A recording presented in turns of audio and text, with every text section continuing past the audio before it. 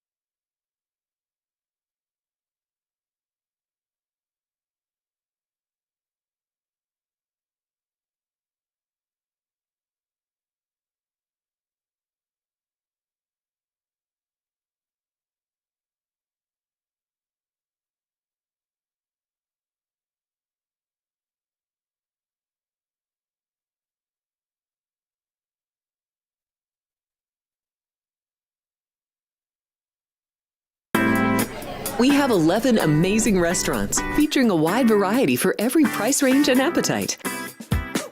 South Point's Garden Buffet has something for everyone at unbeatable prices. Or, if hunger strikes in the middle of the night, join us at Coronado Cafe. The American menu offers breakfast, lunch, or dinner 24 hours a day, plus a Chinese kitchen for authentic Chinese dishes from 11 a.m. to 11 p.m. From steak and eggs to wonton soup, it's fast and friendly service 24/7. When you need a quick pick-me-up, you can find it at our state-of-the-art Starbucks just inside the main South Point entrance. Order ahead with the Starbucks app for easy mobile order pickups. Or enjoy your favorites in the relaxing dining area anytime, day or night. If you love Mexican food, Baja Miguel's has all of your south-of-the-border favorites. There are dozens of classics to choose from, like fajitas, ceviche, chimichangas, tacos, and more. And for spirit lovers, Baja's colorful non-smoking tequila bar is right outside.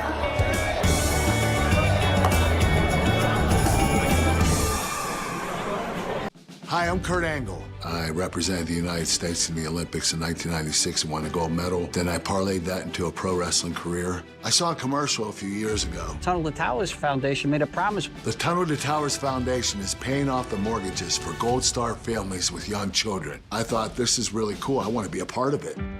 My dad served in the Army for 30 years. We didn't have a lot of money, but he made sure we had what we needed. He set a great example for all of us. He died in a construction accident my freshman year in high school. When he died, we didn't have any income coming in, and we ended up being forced to move out of our house. I was devastated. So I understand what these families are going through, and to have an organization like Tunnel to Towers come in and pick you up and carry you and give you a home to live in, I think that's just amazing. I'd like to ask you to donate $11 a month to support these efforts by going to t2t.org or calling 1-844-BRAVEST. The following is a Race Day Las Vegas presentation in association with Siraco Productions Limited on the Race Day Las Vegas Radio Network.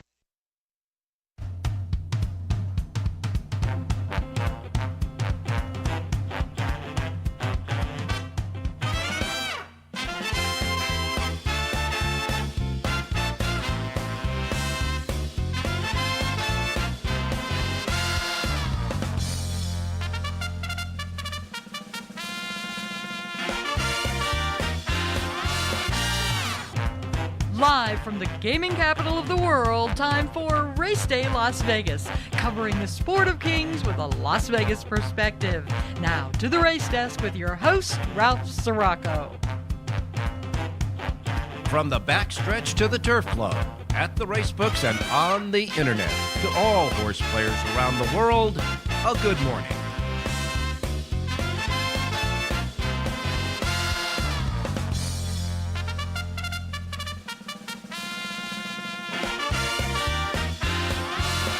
Alrighty. Good morning, everybody. Welcome to the Race Day Las Vegas radio program. We come to you live and direct from the gaming capital of the world, right here at the South Point Studios at the South Point Hotel Casino Complex on Las Vegas Boulevard in your gaming capital. And, of course, on the South Point Streaming Network at YouTube as well. And, of course, if you're running around town on a beautiful morning here in Las Vegas, well, you're doing it and listening to us over our anchor radio station, Sports Talk 1400 AM, 107.1 FM, and, of course, all of our other websites that we broadcast our shows on, like our racedaylasvegas.com, .vegas.world, .global sites, or maybe your iPhone, Android, or Google phone with your apps, your YouTube app, of course, that you can see and hear us, and your KSHP app that you can hear us over through the radio station, and, of course, anywhere you get your podcasting as well. We welcome you to the Race Day Show for this Thursday, as we almost Friday.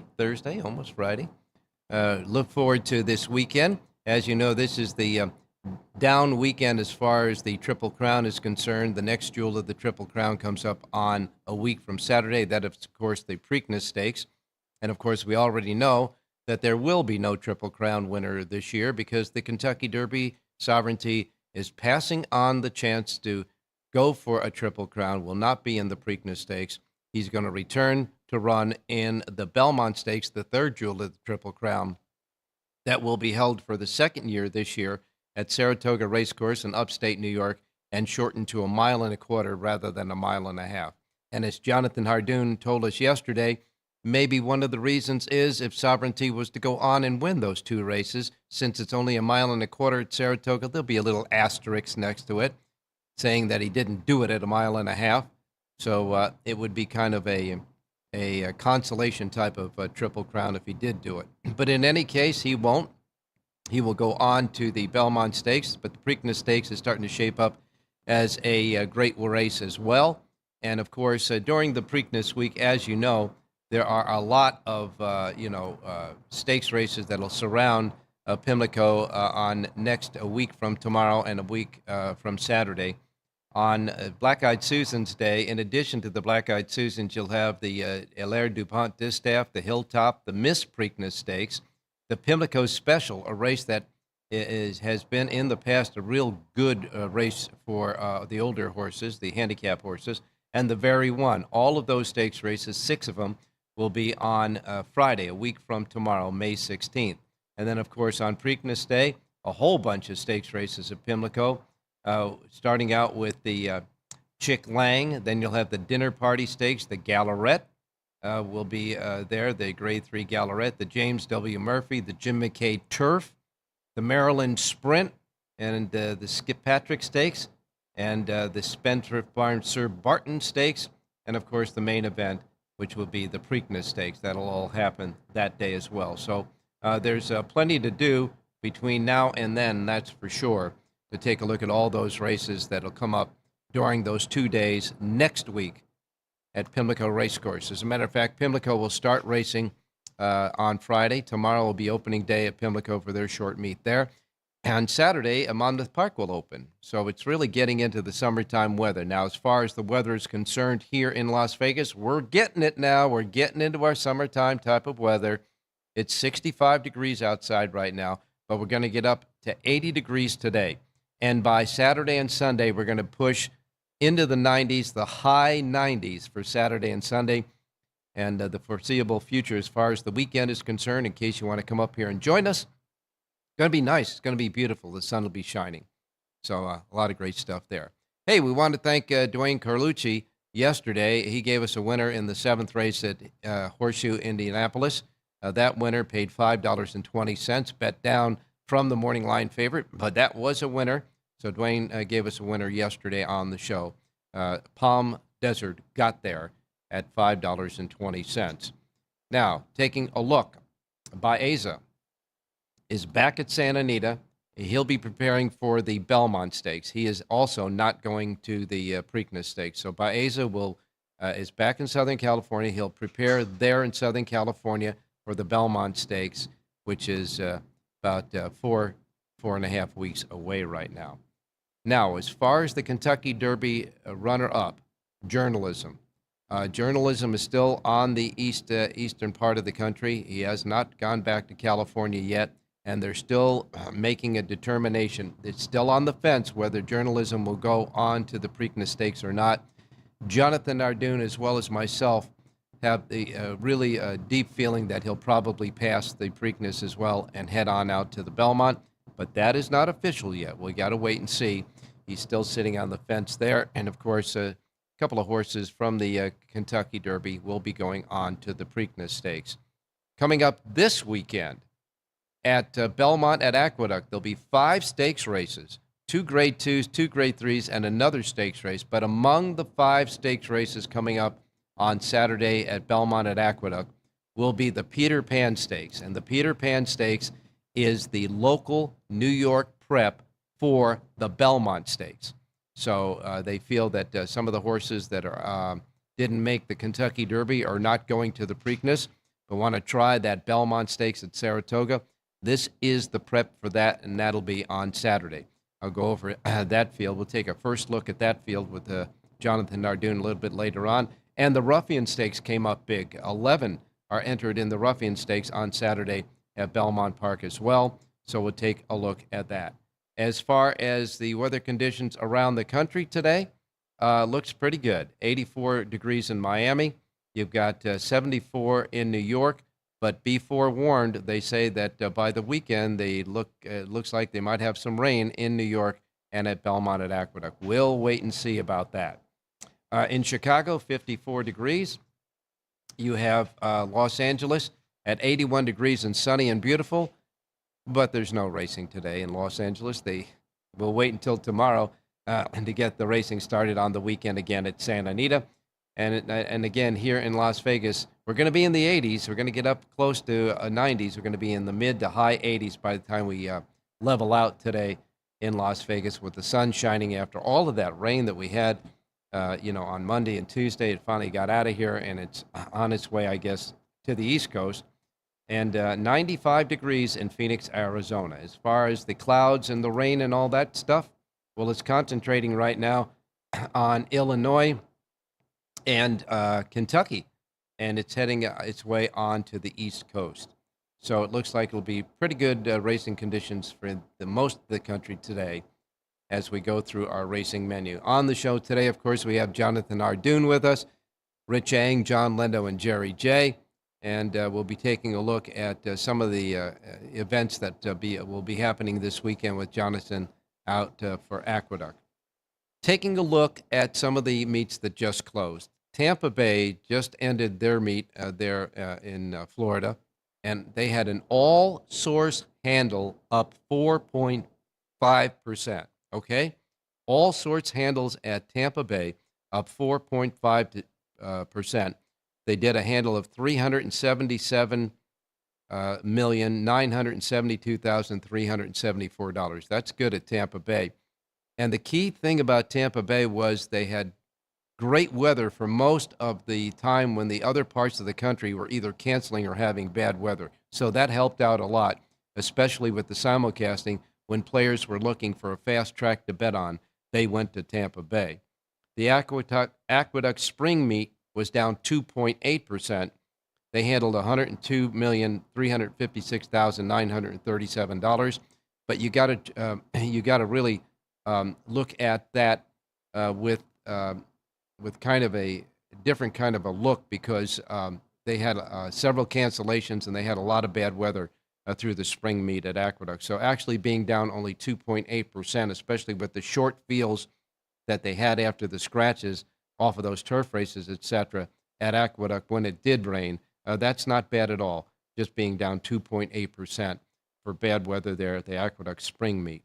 As far as the entire country was concerned in April, wagering dropped 5.16%, 5.16% in the total wagering handle in the tracks around the country in April. And again, remember, a lot of tracks around the country were hit with extremely bad weather, and a lot of the tracks, like Oaklawn Park, canceled a few of their days as well.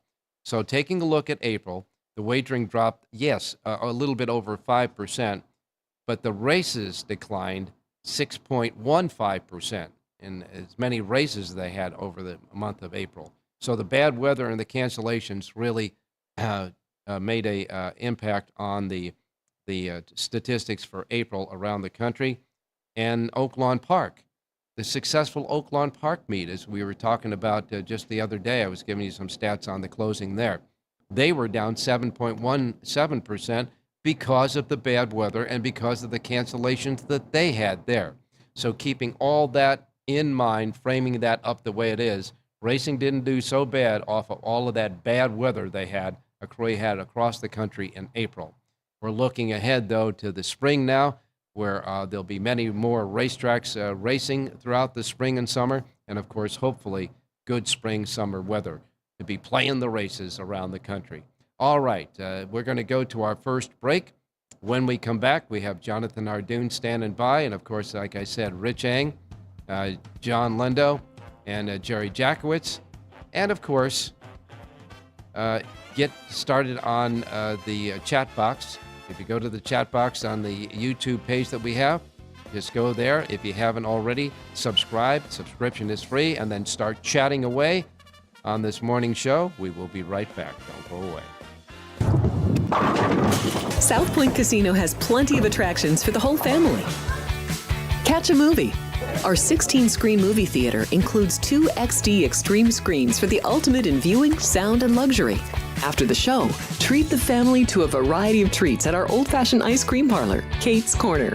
We scoop up a variety of creamy concoctions, including smoothies, hand-dipped cones, milkshakes, malts, sodas, and sundaes. At Kate's, there's something for everyone. And if you've still got time to spare, our bowling center might be right up your alley. Voted Best of Las Vegas, it's a great place for friends and family fun. 64 lanes, a pro shop, snack bar, and arcade. And while the kids are bowling, you can play slots and sip on a drink in the Alley Cat Lounge while overlooking the lanes. For our more serious and professional bowlers, the South Point is also home to a separate tournament bowling plaza.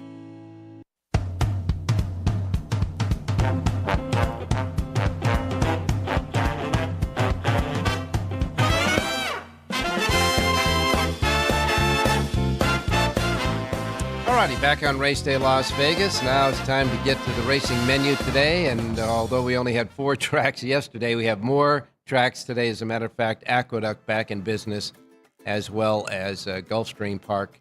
So let's get started with the racing menu of racetracks available today in the Racebook, simulcast centers, and racetracks around the country. We remind you, as we always do, that the first post times we broadcast on the show each and every day reflect that of the Pacific time zone, because that's where we're at here in Las Vegas in the Pacific time zone. These will be the first post times that roll out in our racebook today here at the South Point.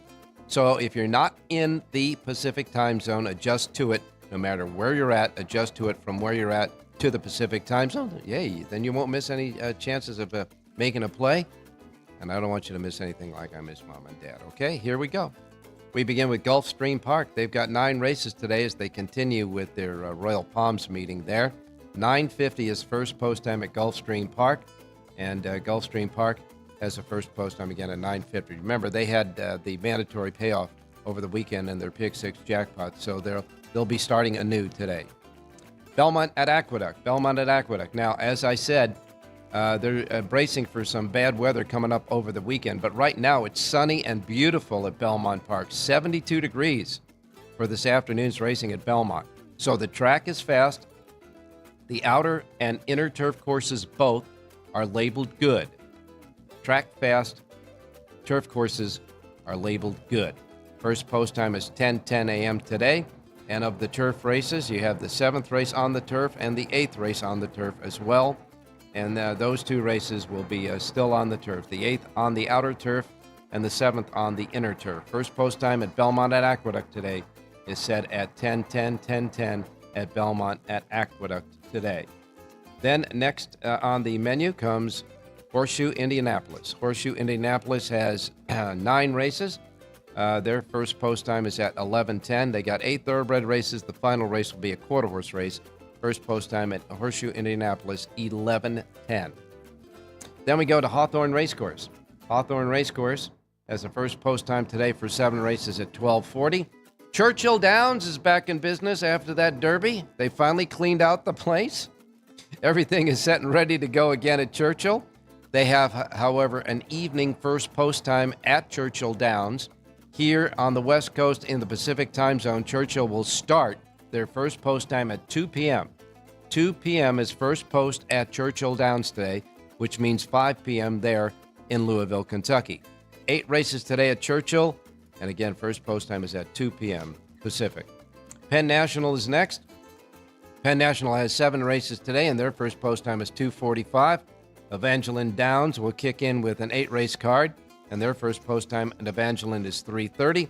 And then we wrap it up with Charlestown. Charlestown Races has a Pick 6 jackpot carryover, $10,740, and a first post time for 8 races at Charlestown is at 4 p.m., 4 o'clock at Charlestown. All righty, let's bring in Mr. Jonathan Hardoon. Jonathan standing by. John, good morning. Good morning, Ralph. How are you? I'm doing fine, man. It's getting to be real nice weather here today. I had a chance to do some things in the yard yesterday when I got back home. It's now we're getting into that weather, and we're gonna savor the high 80s and low 90s before we hit into the hundreds, which will probably be real soon. But it looks like a great day of racing out at Aqueduct today. It's actually a beautiful day, Ralph. They had rain the last few days. That's why the turf course is being called good. But today is beautiful. The question's going to be over the weekend. They are expecting rain to come through. I hope it doesn't mess with Saturday's card, because they have a terrific card here Saturday. 5 stakes, including the Ruffian, the Peter Pan, like you said.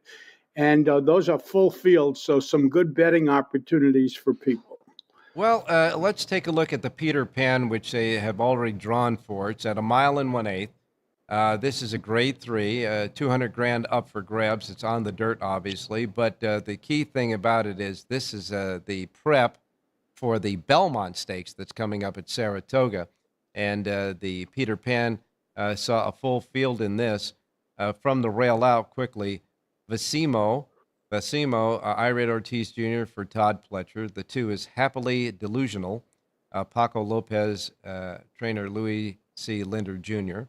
The 3 is Surfside Moon, Junior Alvarado for James Lawrence II. The 4 is Hill Road, Flavian Pratt riding for Chad Brown. The 5 is McAfee, John Velasquez for Dick Dutrow Jr. The 6 is Uncaged, Kendrick Carmouche for Todd Pletcher. The 7, First Pitch, Jose Lezcano for Jose Jimenez. The 8 is Captain Cook, Manny Franco for Dick Dutrow Jr. The 9 is Brereton's Baytown, Marshall Mendez for Paul McNty, I should say. And the 10 is Lordship, Dylan Davis for Chad Brown. So it looks like Chad Brown, Dick Dutrow, and Todd Pletcher have a couple each in the race of the 10, I should say, going the 1 1/8 miles. Yeah, the interesting horse is Captain Cook, who did not run well last time out in the Wood Memorial. But remember, he was the favorite over Rodriguez, who would have been, certainly made his presence felt if he ran in the Derby. So you may want to draw a line through the last race. Maybe he had some sort of excuse. Mm-hmm. And there's another interesting horse in there, Hill Road from the Chad Brown barn.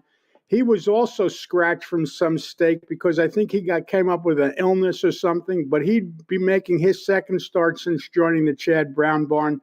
Last year, he was trained by a European trainer, and again, now he's been under Chad Brown's care for a while, so I would expect some big improvement there. What about Dick Dutrow's 2? Well, that's Captain Cook. He was the favorite. I told you last time out against Rodriguez. He didn't fire his best shot, that's for sure, but everyone's entitled to a bad day. His other horse, though, is the one I was really referring to, McAfee, that gets the services of John Velasquez. Well, McAfee went off 30-1 in the same race that Captain Cook was the favorite in. Wow. So All right, so he's there I for guess I guess he's there for the owners then. I guess, who knows, but it's going to be interesting. It is going to be an interesting field because, well, we know the horses that ran in the Derby, and they're waiting either for the Belmont Stakes or actually going in the Preakness, but very few of them are. The ones that ran up the track are going in that. But between waiting for the Belmont and the Preakness field there, the Peter Pan seems to be the race that a lot of the trainers think that their horses were just a little bit maybe late on getting into the Kentucky Derby Right. pitch or whatever. And now They didn't have enough points, Ralph. They may not have had enough points, so Sure. they were forced to, And this used to be a big deal when they ran at Belmont. The Peter Pan was like, people would use this as the stepping stone into the Belmont. Not so much over the last few years. I guess it's lost some of its tarnish. But, Neil Drysdale, when he had that good horse, it's slipping my mind. But AP Indy, right. Yeah. I think he won the Peter Pan before going to the Belmont. So this used to be really a stepping stone for a lot of trainers and good old-time trainers that had horses that would run here and then go back and run in the Belmont Stakes. But because of the situation with the horses now from the Derby going, and some are, passing the Preakness, some are not, some are going to, it becomes like a pivotal race again for some horses that can pop up and run big in this Peter Pan to become, horses to really look at for the Belmont. And especially since it's only a mile and a quarter from a mile and a half, and this race is a mile and 1/8. But the interesting thing is this race will be run at Aqueduct, and the Belmont will be run at Saratoga. So when they used to run the Peter Pan at Belmont, well, they got a chance to run over the track and see if they like the track, but it's not the same anymore because you're running 300 miles away on a different track come Belmont Day at Saratoga. And looking at all the things considered there's just, more elements in trying to figure out what's going on. Now, the Peter Pan drew 10, though. They drew 10 horses in that race, and the Ruffian to be held on the same day for the 4-year-olds and up fillies and mares, that drew a field of 11. So they got some horses that want to run in these stakes races. I think the Ruffian at a flat mile there, a one-turn mile, I might add, at Aqueduct, is a very interesting field of fillies and mares. From the rail out, Take the Money, Honey, with Elcio Ruiz riding for Michael Moore. The 2 is Morning Matcha, Paco Lopez for Robert Reed Jr. The 3 is Catherine Wheel, Flavian Pratt for Chad Brown. The 4 is Sterling Silver, Javier Castellano for Bill Mott. The 5, Here's the Kicker, Ricardo Santana Jr. for Safi Joseph Jr. The 6 is Dazzling Move, Irad Ortiz Jr. for Safi Joseph Jr. So he has horses, 2 fillies that are going to be breaking next to each other. The 6 is Jody's Pride, Joel Rosario for Jorge A. Abreu. The 9 is Gun Song, John Velasquez for Mark Hennig. The 10 is My Main Squeeze, Manny Franco for Mike Maker. And the 11 is Headline Numbers, Dylan Davis for Chad Brown. So that comes up a very interesting contest as well. Yeah, it's a full field. These are 4-year-old fillies. The Peter Pan is for 3-year-old colts and geldings, obviously. So full fields, Ralph. That's all people want. They're good betting races. The whole card on Saturday, to be honest with you, all 5 of the stakes are really loaded. Again, they have a couple of them scheduled for the turf. I'm sure they'll do everything they can to keep them on the turf. But they are expecting weather. Even the Jan Nerud, the 7th race, only a short field of 6. But those are some nice horses in there. Some old-timers. You got Full Moon Madness from Michelle Nevin. This is a 5-year-old owned by JMS Stables. People in Southern California certainly familiar with that barn. Yeah. And again, the whole card Saturday, they're putting on a terrific card. So hopefully the weather stays good so we could take advantage. And don't forget, in that particular race, the John A. Nerud, Doug O'Neill sends out Anarchist from the West Coast. Joel Rosario will ride there. So we'll see how he does in that race against the horses in New York.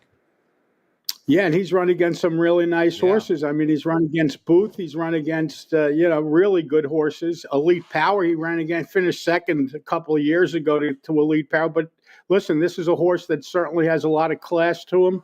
Only 3 wins, 7 seconds, but he's run against better horses than I think he's going to meet on Saturday. Maybe the biggest surprise on Saturday is the Man of War. This is a grade 2 on the turf at 1 3/8. And when you get turf horses, turf stakes races in New York, you're always looking for the Chad Brown horses. But in this case, only 5 are entered in this race, none from the Chad Brown barn. What are the chances of that, Yeah. Ralph? I mean, the racing secretary had to be shocked, and he's riding a turf horse, a grade 2 turf stake, and Chad Brown doesn't show up with any entries. It's like unheard of. In addition to the 4 stakes races we talked about, the other stakes race, the 5th one on the card, will be the Take the A Train stakes as well. So it's going to be a very interesting contest. As you say, Aqueduct has got a great card on Saturday. Let's just hope that the weatherman is maybe Mother Nature maybe will divert away from Aqueduct Racetrack for Saturday's races. That's for sure. And of course, we get back into business at Churchill Downs. Yes, Virginia, there is racing after the Kentucky Derby, and it starts today at Churchill Downs with a 2 p.m. Pacific time post time. And they've got quite a few competitive races today at Churchill. And so I guess what we could do is get started with some picks. I'm sure you got one at Churchill. Well, we have one at Belmont first, Ralph. It comes in the 4th race today. You have a late scratch in there of the 5-horse Torpedo Run. The rest of them go. And I like the number 3 horse in here, Lou. Lou is a 3-year-old colt from the Amelia Green barn. Amelia Green is a terrific young trainer. She worked for trainer Todd Pletcher for years. Now she went out on her own, and she's had a lot of success. I love the rider switch to Flavian Pratt, 4-1 on the morning line. Number 3, Lou, wins today's 4th race out at Belmont at Aqueduct. And doesn't everybody have a friend somewhere named Lou? Yes. Let's make sure he is everybody's friend today, the horse that is. In the 4th race, number 3, Lou, with Flavian Pratt aboard, number 3 in the 4th race, right in the middle there of the early pick 5 and early pick 4 at Aqueduct today. And that track is fast today. Beautiful day out the Big A. All right, what about Churchill Downs? Well, we're going to look at the 7th race today, and I'm assuming they're on the turf because I don't think it rained the last few days, even though after the Derby, I heard Sunday was another total washout. So they've had a lot of rain over the last 10 days or so. But I like this horse, whether they stay on the turf or come off the turf, and it's the number 1 horse in here. Here for a good time. Louis Sayers for Brendan Walsh. This horse has the advantage of breaking from the rail. She's an improving horse. She's getting better with each start. 7-2 on the morning line. Number 1, here for a good time, wins today's 7th race out at Churchill Downs. Well, we do know that there is, rain in the area, but it could miss Churchill Downs. It's kind of a spotty situation right now as you look at the radar from the weather map. And so in this race, come the turf or the main track, you like number 1. Here's for a good time. Here for a good time, the 1 in the 7th race today at Churchill Downs. And, of course, Jonathan, you have full sheets today, full handicapping sheets for both Churchill and Belmont at Aqueduct. JONHARDOON.com. Thank you, Ralph. Before we let you go, we just wanted to make sure that you have no soapbox to be on. No, we got it all out of the way on Wednesday. I just wanted to make sure. Hey, thanks a lot, Jonathan. Enjoy the good weather today, and hopefully let's get that extended through Saturday. Yes, sir. Thank you. Stay safe and be well. You got it, my man, okay? When we come back, of course, we'll have Rich Ang with us, and, of course, John Lindo and Jerry J yet to go. So don't go away on this Race Day show and get chatting in the chat box on YouTube. Go to YouTube, our page. Get started, subscribe, and you'll be off and chatting with our chat box. And boy, these guys are chatting away. Don't go away. Here we are in Houston, opening up our first veteran village. This beautiful building that's going to house 161 homeless veterans. Any veteran that risks their lives and are struggling with PTSD, mental illness, addiction. We're also building what I call comfort homes, 500 square foot homes. These are for older homeless veterans, so they have their own space and give them back some of their dignity, some of their independence, and most certainly give them back their life. Go to T2T.org to learn how you can change a veteran's life forever. South Point offers all the types of entertainment you'd expect at a first-class Las Vegas resort. Did you know our 400-seat showroom is one of Las Vegas's top destinations for live entertainment? Enjoy live performances by classic Vegas entertainers, bands, and today's hottest comedians, plus a rockin' dance floor. You can also enjoy live entertainment at the Grand View Lounge, where you'll feel all the vibes of old Las Vegas. Enjoy the music, and if you love to laugh, don't miss The Dirty at 12:30, our very own free comedy show, every Friday night at 12:30 a.m. in the Grand View Lounge. The Dirty is 100% free, so arrive early. Go to southpointcasino.com or call the box office at 77136 for today's performances at the showroom and the Grand View Lounge. When you're ready for your favorite cocktail, stop in and unwind at one of our 7 specialty lounges. There's a bar around every corner, because you're in Vegas, baby.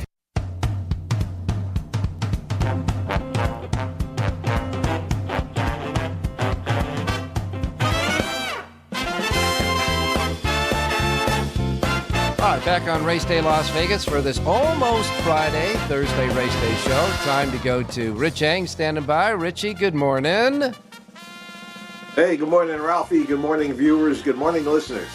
Well, Richie, we've far enough away from the Derby now. We're looking ahead to the Preakness Stakes, and everybody should be well rested. And we get to a weekend coming up this week, and of course, you'll have your selections back for Santa Anita starting tomorrow on the Race Day show. And of course, like Jonathan and I were talking about a little bit earlier about the great card that got set up at Belmont at Aqueduct for Saturday, including the Peter Pan Stakes. And I know when you worked at Aqueduct and the New York Racing Association, that, of course, the Peter Pan was a big prep for the Belmont.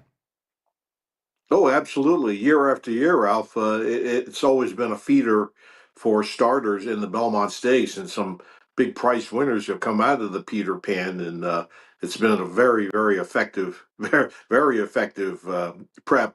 However, in past years, the Peter Pan was run at Belmont, and the Belmont Stakes was run at Belmont. But now that the Belmont Stakes will be run at Saratoga, I'm not sure if it's going to have the same crossover, but we'll find out. It'll still be a feeder race. Do you know at all how many more years Saratoga is going to be hosting the Belmont Stakes, and how many more years it is until they complete that state-of-the-art new Belmont facility? It's a minimum one more year. It might even be as much as 2, Ralph. It's a humongous project, and some of the artist renderings have been on the internet, and it looks like it's going to be fabulous. And I think I speak for a lot of horse racing fans. We cannot wait for it to reopen, because they do intend to host Breeders' Cups again at Belmont Park. So that would bring the Breeders' Cup each on rotation back to New York, which it deserves to be. Yeah, and I got to tell you, you talk about the artist renderings that I've seen as well on the internet, and if the facility comes out anywhere near those artist renderings, is going to be one state-of-the-art, beautiful facility, that Belmont Park, the new Belmont Park, I should say. Yeah, and I haven't been back since they built the hockey and basketball arena on the grounds where the New York Islanders play in a location that used to be part of the parking lot at Belmont Park. So it'll be kind of neat to have the Islanders home arena, and you got a brand new Belmont Park that's right off the Cross Island Parkway. But that's a sports center for Long Island. I got to tell you, you got your Las Vegas Golden Knights cap on, Richie, and they better start doing some business there. This was not a good opening for the second round. Well, they jumped out to a 2-0 lead. Mark Stone scored a couple of goals, the captain, in the first period. But then for like the next 40 minutes, they were completely dominated by Edmonton. Yeah. And without the goalie Aiden Hill playing as well as he did, it could have been a lot worse than the final of 4-2. Empty net goal actually made it, was the fourth goal. Yeah. But he kept the Knights in the game. But I think it was like the second period. They had one shot, and they said it was from like 60 feet away from the goal. So that's not going to win playoff games. No. They got to play a lot better. You got to get in. You got to get in your area and have a lot more shots on goal to try to get those pucks in there and get some scores. That's for sure. Hopefully, game 2 will be a lot better for us here in Las Vegas. Well, it's time to go to get a pick. And, of course, I think you're going back to Horseshoe Indianapolis today, huh? No, we're going to go to Churchill Downs. We're going to actually end up with a Siraco play off in race 7 at Churchill. Okay. It's a route race on the grass. But the horse that I'm giving out is the number 9, Love and Poetry. Florent Giroux riding for Sherry DeVoe. And Sherry DeVoe had a real quiet meet at Keeneland, but you can tell some of her horses are starting to wake up. She won a couple of races for sure over the Churchill Downs Derby Oaks meet days, and this is a top trainer. She's going to win a lot of races this year.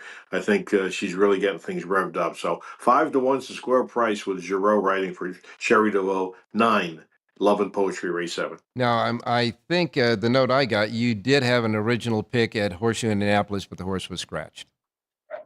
That's correct. And even though the horse got scratched, I'll give you the angle is the fact that I am looking for turfway horses that are shipping out and running at other tracks. I think between the quality of racing at Turfway this winter and the condition of the horse running over the top of the surface, these horses are dead fit, and people will underestimate the quality coming out of the winter meet at Turfway. So I'm looking for Turfway horses. Good handicapping note there for the players out there for the Turfway horses. But in the 7th race at Churchill, you like Sherry DeVoe's horse, the 9, Love and Poetry, the 9 in the 7th race. And with Jonathan coming with the 1, there's the Siraco play, the 1991 exacta box. Hey, thanks a lot, Richie. We'll talk to you tomorrow. Hey, thanks, Ralph. Good luck, everybody. All right, we continue on this almost Friday, Thursday race day show, and when we come back, we have John Lendo and Jerry Jackwitz to wrap up our show. Don't go away.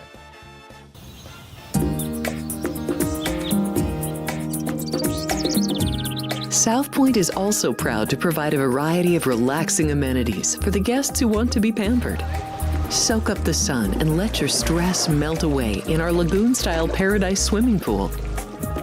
A relaxing getaway where you can bask in the desert sun and enjoy seasonal food and bar service poolside.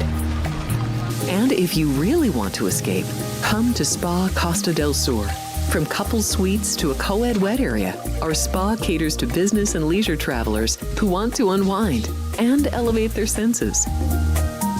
A visit to one of our spa's steam, sauna, or whirlpool treatment rooms will leave any guest feeling like they can take on the world.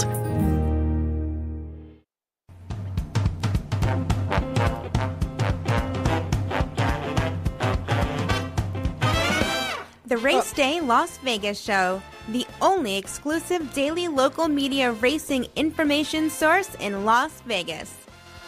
All righty, back on the Race Day Show to wrap up this Thursday edition. And for James, who's on the chat box, wants to know why I'm wearing a cap that says Napoli on it. Well, it's because I'm Italian and I'm a Napolitan.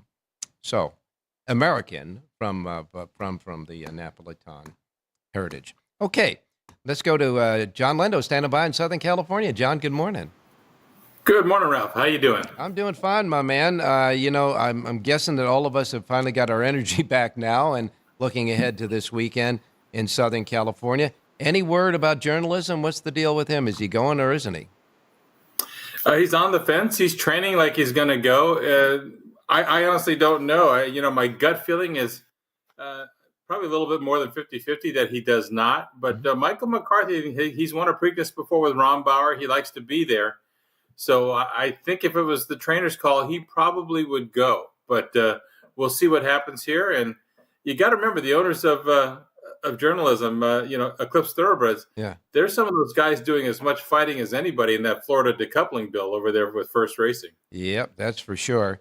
But this is the Preakness, and he did run second in the Derby. It would be nice to see journalism in there and win the Preakness, because then the Belmont Stakes becomes the rubber match, and it becomes a race, a must-see race at that point in time. But we'll wait and see for sure. Let's do the best thing for the horses. And I know John Sheriff's with Baeza has already said that, and Mike McCarthy will do the same with journalism, as Bill Mott has done with Sovereignty. So, but there are some assignments, jockey assignments for Preakness winners, Preakness horses already, right? Yeah, looking up as to what I have right now as probables, you have River Thames. That's a Todd Pletcher horse, going to be ridden by Irad Ortiz. Gosker is going to be ridden by Luis Saez. American Promise, who did run in the Derby for Dwayne Lucas, going to be ridden by Nick Juarez. Clever Again, a really up-and-coming horse for Steve Asmussen, going to be ridden by Jose Ortiz. Rodriguez, who was scratched from the Derby, is going to be ridden by Mike Smith. You have a horse coming over from Europe, was second in the UAE Derby, Heart of Honor, and going to be ridden by Safi Osborne. That's the daughter of the trainer. Mm-hmm. And Wow. Pay Billy, who won the Tessio, the qualifier in Maryland, is going to be ridden by Raul Mena.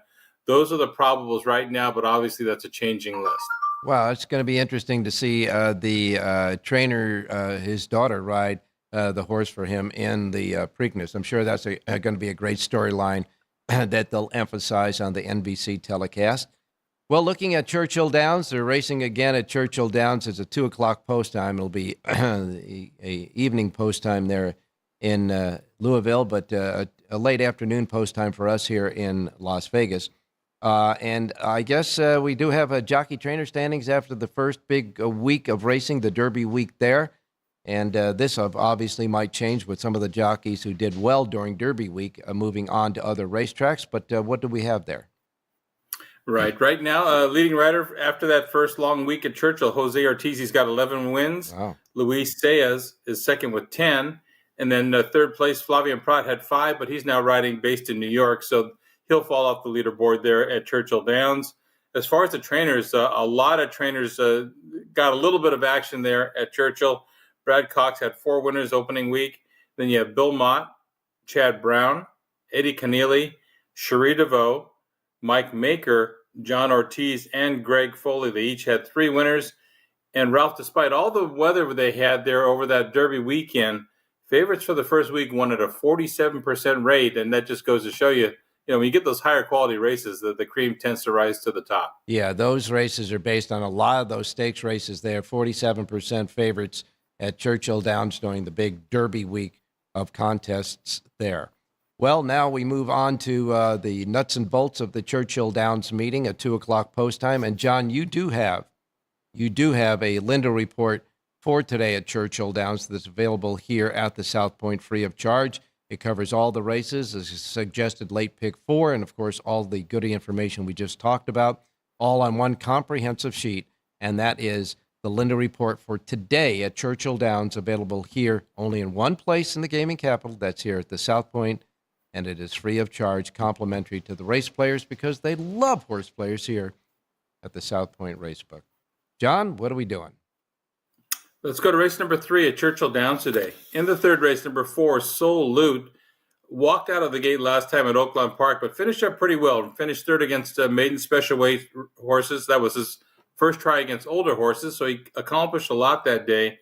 He's improved with every start. That win last time, that race has already produced 2 next out winners, so it's a live race. 3 works at Churchill Downs, so he's had a feel for the track. He just looks like a horse going the right direction. 3-1 on the morning line, number 4, Soul Loot, race number 3, Churchill Downs. All right, third race at Churchill. Remember, first race post time is 2 o'clock, so you got plenty of time. In the third race at Churchill, number 4, Soul Loot. The 4 in the third race, John Lindo's play off the Lindo report.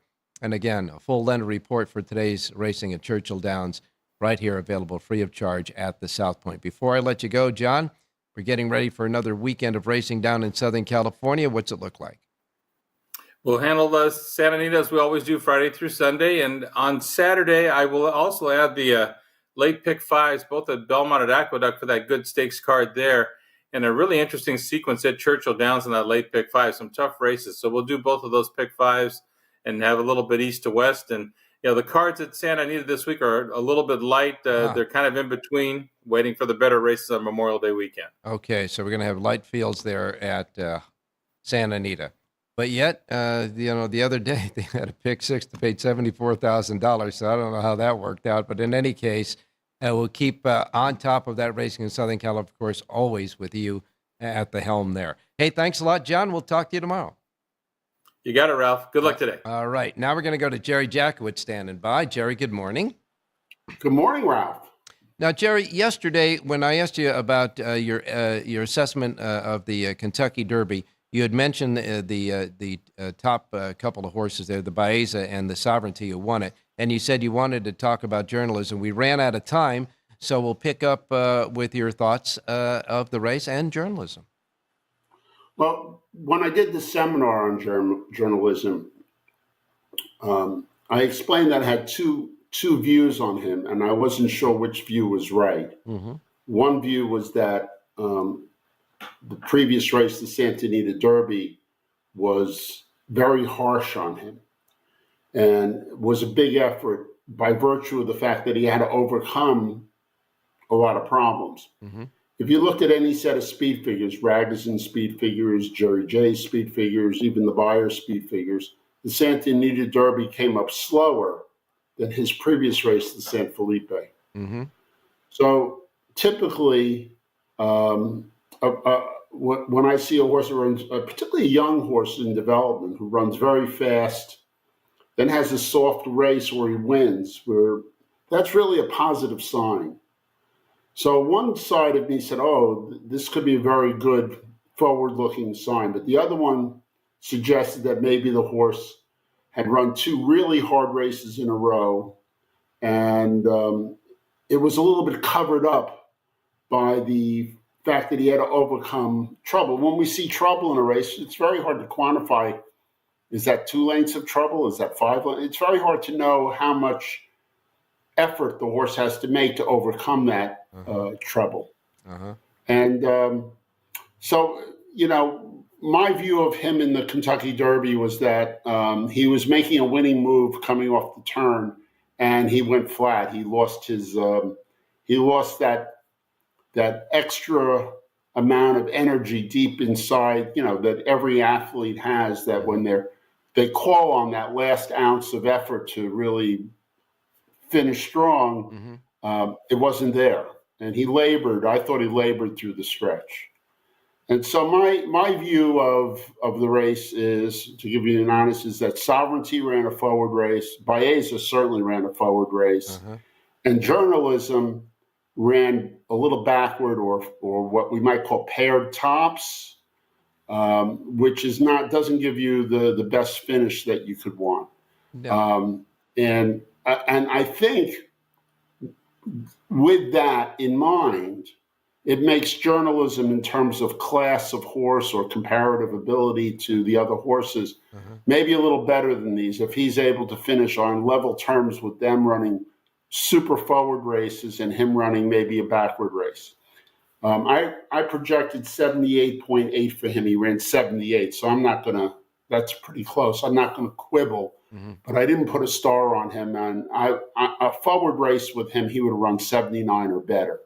So he didn't run the forward race at all. And I think that's something to keep forward. If I were to bet all of these horses once again at the same condition, on the same situation, where I thought that journalism was moving up to the race in a proper way, I would take journalism against Sovereignty and Baeza. All right, and certainly against Sovereignty. Baeza is a little different horse. We don't know. He's just improving now. So now that is a very good assessment, because I'm going to ask you now, hypothetical, and you could just off of what you saw, and him kind of like, let's use the bounce back theory, because I think what you're saying is he didn't performed as well as he should have in the Derby because of the circumstances. No, what I said was, that's not right. I said I think he performed fantastic considering he wasn't in the best condition.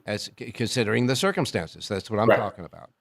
And so now, let's say they opt to go to the Preakness. A good bet? I would take Sovereignty against. I would take journalism against Sovereignty even up to next time out under any condition. All right. Now you said next time out. I said Preakness. Now what if? Well, if it's the Preakness. Okay. What if he passes the Preakness and has 3 more weeks to recover, whatever, and goes in the Belmont? Excuse me. Let me finish. He goes in the Belmont. Is it the same scenario? Would you again bet him, maybe have more confidence in betting him off of a bigger layoff? Well, I think he's the better horse. So the the first blush answer is yes. And there's a lot of things involved in it. Sure.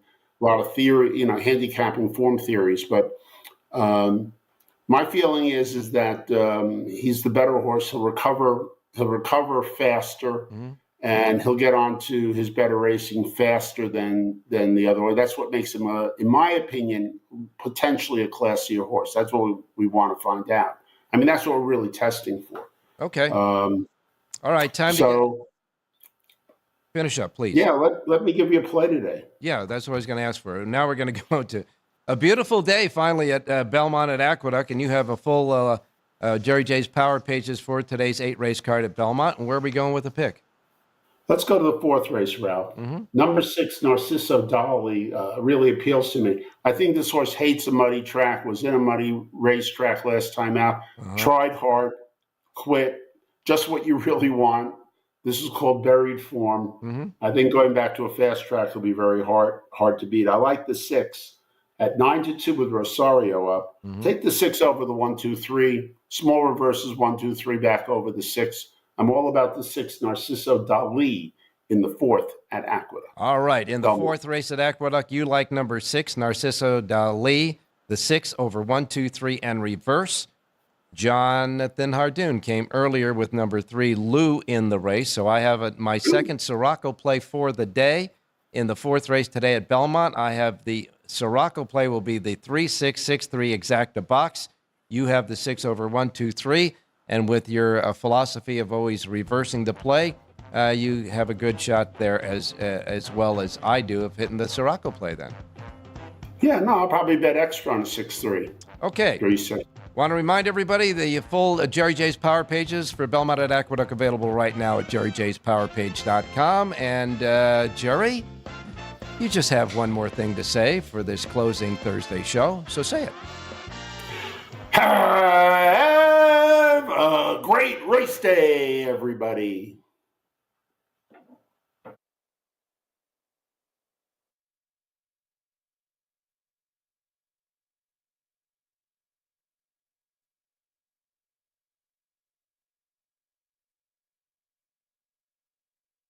Sports by the book. Sports by the book. Sports by the book. Sports by the book, South Point Studio. This is the best sports betting network. I would argue it is a total mismatch. There's value with underdog prices in series. I would lean to the under here. My numbers are saying I got to bet the Tigers. Two-way action. When in doubt, we juice that favorite, that extra nickel. Sports by the book, South Point Studio. Forget about it. The best.